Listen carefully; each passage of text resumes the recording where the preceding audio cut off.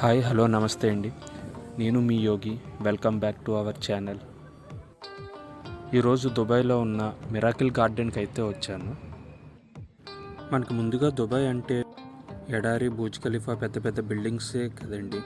ఇలా ఆహ్లాదకరమైన గార్డెన్స్ కూడా ఉంటుంది. అదే ఈ మిరాకిల్ గార్డెన్. దీని ఎంట్రన్స్ టికెట్ వచ్చేసి టూరిస్ట్కి 100 dirhams, ఎమిరేట్స్ ఐడి ఉన్న వాళ్ళకి 70 dirhams అయితే టికెట్ ప్రైస్ ఉంటుంది.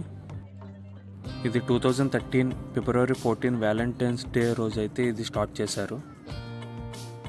ఈ గార్డెన్లో ఏరోప్లేన్, ఎలిఫెంట్, హార్స్, డిస్నీ ఇలా చాలా థీమ్స్ అయితే ఉంటాయి. సో అన్నీ కలర్ఫుల్గా చాలా బాగుంటాయి. ఇందులో మోస్ట్ అట్రాక్టివ్ థీమ్ వచ్చేసి ఏరోప్లైన్. ఇది దీంట్లో మొత్తం ఫ్లవర్స్ తోటి అయితే మొత్తం అంతా ఏరోప్లైన్ డిజైన్ అయితే చేశారు. ఇది వరల్డ్లోని గిన్నిస్ బుక్ రికార్డ్ కూడా ఎక్కింది.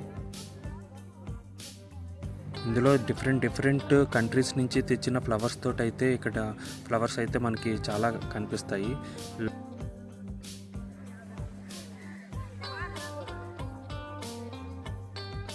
ఇదే ఎమిరేట్స్ ఫ్లవర్స్తో ఏరోప్లేన్ అండి. చుట్టూ పువ్వులతోటి మధ్యలో ఏరోప్లేన్. ఇదే పార్క్కి సెంటర్ ఆఫ్ అట్రాక్షన్ అయితే అని చెప్పుకోవచ్చు. చాలా బాగుంటుంది. మీరు ఎప్పుడైనా దుబాయ్ వస్తే తప్పకుండా ఈ పార్క్ అయితే రండి.